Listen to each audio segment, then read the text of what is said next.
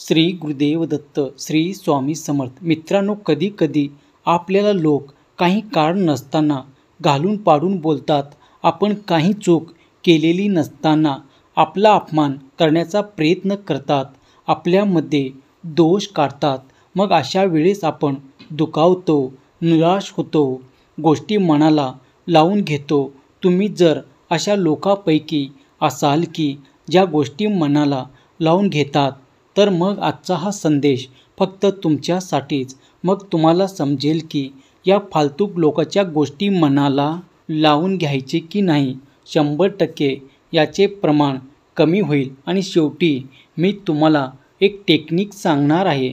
त्याचा वापर करून तुम्ही कोणत्याही व्यक्तीची गोष्ट मनाला लावून घेऊन दुःखी होणार नाहीत.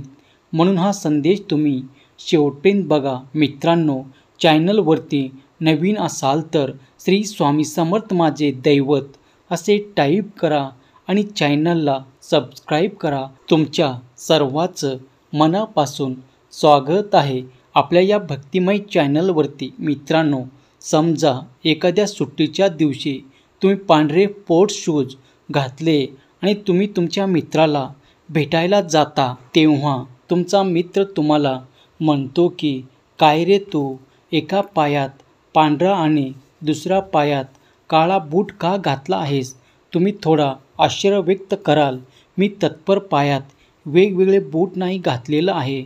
आणि तुम्ही विचार कराल. एक जर तुम्हाला हसू येईल, नाहीतर तुम्ही थोडे हैराण व्हाल. पण तुम्ही तो जो म्हणाल ते मनाला लावून घेणार नाही. ते मान्य करणार नाही. कारण तुम्हाला माहीत आहे की तुम्ही दोन्ही बूट बरोबर घातलेले आहे. बाकी कोणाला नाही. फक्त यालाच फरक जाणवते. म्हणजे प्रॉब्लेम त्या मित्रात आहे, त्याच्या नजरेत आहे, त्याच्या विचारात आहे, त्याच्या दृष्टीत आहे. येथे आपल्याला हे शिकायला भेटतं की नाही, लोक तुमच्याबद्दल काय बोलतात ते सगळंच खरं नसतं.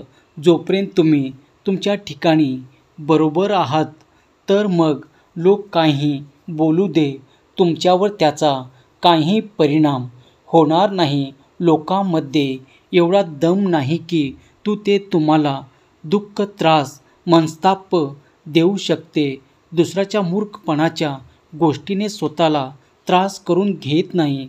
अजून एक गोष्ट, लहानपणी शाळेत जाण्याचा जो रस्ता होता, त्या रस्त्याच्या कडेने बरीच घरे होती. त्या घरापैकी एका घरात एक तरुणी राहायची. ती काय करायची, खिडकीमध्ये बसून येणाऱ्या जाणाऱ्यांना काही पण वाईट साईट बोलायची. पण सगळ्यांना माहीत होतं की ती वेडी आहे. त्यामुळे तिच्या बोलण्याकडे कोणीच लक्ष देत नव्हते. ते काय बोलते हे कोणी मनाला लावून पण घेत नव्हते. शिवा किंवा वाईट साईट बोलायचे, सारखे बडबड करायची. ती मुलगी सगळ्यांनाच नको नको ते बोलायचे, तरीसुद्धा कोणी तिच्या गोष्टी मनाला लावून घेत नव्हते. की कोणी शिव्या दिल्यानंतर गप बसून टाकायचे. याचा अर्थ असा नाही की तुम्हाला शिव्या दिल्यानंतर गप बसा. एखाद्या आपल्याला वाईट साईट बोलला तर त्याचा आपल्यावर किती परिणाम होऊ द्यायचा ते आपल्यावर आहे. या जगात कोणतीच अशी ताकद नाही की तुमचा मूड खराब करेल, तुम्हाला दुःखी करेल. तुम्हाला दुःख यायची जोपर्यंत तुम्ही तुमच्या विचारांनी स्वतःला दुःखी करत नाही, तोपर्यंत कोणाचीही मजा नाही. असे बरेच मेसेज येतात ज्याची संख्या सासूबरोबर पटत नाही, नवऱ्याबरोबर पटत नाही, की अशी बरीच माणसे आहे जी आम्हाला विनाकारण आमच्या आयुष्यात येतात आणि त्रास देतात. मग आमचे चिडचिड होते. मित्रांनो, मला या संदेशामधून हे सांगायचे आहे की जोपर्यंत तुमची इच्छा होत नाही, तोपर्यंत तुम्हाला राग किंवा तुमचं मन कोणी दुखवणार नाही. तुमचा आनंद हा तुमच्याकडे आहे. समोरच्या व्यक्तीबरोबर आधी सुरुवातीला तुम्ही सामंजस्य आणि समजून घेण्याचा प्रयत्न करा. पण ते समोरचं व्यक्ती बदलणारी असेल तर मनामध्ये असा विचार करा की ती समोरची व्यक्ती वेडी आहे, पागल झाले आहे, मला सतत दुखवते. त्याच्या मनामध्ये विचित्र आणणे. डोळे बंद केले तरी चालेल. चित्र आणल्यानंतर ती व्यक्ती जोकर झाली आहे असा विचार करा. तिच्या नाकावर लाल मोठा गोळा आहे, डोक्यावर टोपी आहे, चेहऱ्यावर विचित्र मेकअप केला आहे, चित्र विचित्र लिपस्टिक लावलेले आहे. आता तुम्हाला थोडं हसू आल्यासारखं वाटेल. आता तुम्हाला ती व्यक्तीच्या शब्दाने दुखवते. ती व्यक्ती ते शब्द त्या जोकराच्या विषयामुळे बोलत आहे असा विचार करा. तो व्यक्ती जो काही बोलत आहे ते कॉमेडी तुम्हाला वाटेल. हा प्रयोग तुम्हाला त्रास देणाऱ्या व्यक्तीबरोबर नेहमी करू शकता. या प्रयोगामुळे त्यामुळे तुम्हाला जर कोणीही काही बोलले तर तुम्ही ते मनाला लावून घेणार नाही. त्याचं दुःख तुम्हाला वाटणार नाही. तुम्हाला लोक नावे ठेवतील, तुम्हाला बुटका म्हणतील, लंबू म्हणतील, बिनडोक म्हणतील, पुस्तकी किडा म्हणतील. कारण की लोकाचं तोंड आहे, ते काही म्हणू शकतात. कारण की लोकाचं कामच आहे नावे ठेवणे, तुमच्यातले दोष काढणे. पण मित्रांनो, एक लक्षात ठेवा, या जगात तुम्ही प्रत्येकाला खुश नाही ठेवू शकत. कारण प्रत्येकाला खुश ठेवायला जर तुम्ही जाल तर तुमच्या स्वतःच्या आयुष्याचाही तुम्ही वाट लावून घ्याल. पण जगात बदल होणार नाही. ज्यांना तुमच्याबरोबर राहायला आवडतं ते तुमच्याकडे काहीही नसतानासुद्धा खुश राहतील, आनंदी राहतील. त्यापेक्षा परिस्थिती जशी आहे तशी ती स्वीकाराना. स्वतःला आनंदाने स्वीकारायच्या गोष्टी तुमच्या हातामध्ये असतील तिथे सुधारणा करा. स्वतःवर प्रेम करा. अरे मी आहे तसा आहे, मी दुसऱ्यासाठी बदलणार नाही. असे जेव्हा तुम्ही स्वतःबद्दल प्रेम कराल तेव्हा तुमच्या आयुष्याचं रंग हे वेगळंच असेल. स्वतःच्या आयुष्याबद्दल प्रेम असेल, तुमच्या शरीराबद्दल प्रेम असेल तर तुमचा आत्मविश्वास जबरदस्त वाढेल. पण तुमच्याबद्दल कोण काय बोलते तुम्हाला काहीही फरक पडणार नाही. त्यामुळे स्वतःवर प्रेम करा, आयुष्यावर प्रेम करा. कारण आयुष्य खूप सुंदर आहे आणि ते आपण आनंदाने भरभरून जगायला पाहिजे.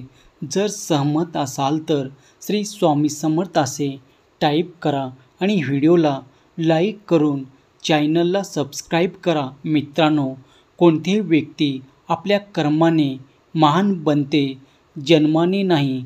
क्रोध हा आपल्या मूर्खपणापासून सुरू होतो आणि पश्चात्तापावर नष्ट होतो. जो व्यक्ती स्वतःच्या क्रोधावर, रागावर नियंत्रण ठेवतो त्याला यश नक्कीच प्राप्त होते. भगवंत त्याच्या पाठीशी असतो. सर्व प्रकारच्या भीतीपेक्षा बदनामाची भीती जास्त मोठी असते. त्यामुळे आपले कर्म चांगले करा आणि आपले कर्म चांगले असतील तर भगवंताची कृपा सदैव आपल्या पाठीशी असते. सर्वांच्या आयुष्यात सुख समृद्धी यावी असे वाटत असते आणि आपल्या सर्व स्वप्न पूर्ण व्हावे तसे आपल्याला वाटत असते. पण आपले कर्म जर चांगले असेल तर नक्कीच ते सर्व स्वप्न पूर्ण होणार असते. सर्वजण नावे ठेवत आहे, टोमणे मारत आहे, तुमच्यावरती हसत आहे म्हणून तुम्ही दुःखी झालेले आहात. लोक असे तुमच्यासोबत का वागत आहे त्याचा सतत विचार करून तुम्ही रडत आहात. तुमच्यावर लोकांनी आजपर्यंत खूप अन्याय केलेला आहे. तुमच्या मनाला टोचेल, तुम्हाला त्रास होईल अशा धारदार शब्दरूपी शस्त्राने तुमच्यावर कित्येक वेळा वार केलेले आहे. तुमच्यावर आरोप केलेले आहेत. नको नको ते घाणेरडे. त्यावेळेस तुम्ही तुमच्या येणाऱ्या त्या आरोपी प्रत्येकाला पकडून ते बाण प्रयत्न करत असता. लोकांना सत्य ते स्पष्टीकरण तुम्ही देत बसता. तुम्ही आजपर्यंत गरिबीपणाचा स्पष्टीकरण लोकांना खूप वेळा दिलं आहे. पण तुमच्या बोलण्याची त्या लोकांवर काहीच परिणाम झाला नाही, कोणताच फरक पडला नाही. कारण त्या समोरच्या व्यक्तीने तुमच्याबद्दल त्यांना जे हवं आहे तसेच रूप त्यांनी धारण केले आहे. तुम्ही कितीही जीव तोडून खरेपणा त्यांना सांगण्याचा प्रयत्न केला तरी ते लोक तुमच्याकडे दुर्लक्ष करणार, तुमच्यावर हसणारच, तुम्हालाच नावे ठेवणार. तेव्हा तुम्हाला एकच काम करायचे आहे की त्याच्या बोलण्याकडे तुम्हाला लक्ष द्यायचे नाही. तुम्हाला माहीत आहे, तुमच्या परमेश्वराला माहीत आहे की तुम्ही कसे आहात, तुम्ही खरे आहात की खोटे. मग झालं तर कोणालाही तुमच्या सत्याची सत्यता सांगण्याची तुमचा अमूल्य वेळ तुम्ही वाया घालवू नका. आपले कर्म चांगले करा आणि आपले जीवन आनंदाने भरभरून जगा. श्री स्वामी समर्थ. जय जय स्वामी समर्थ. धन्यवाद.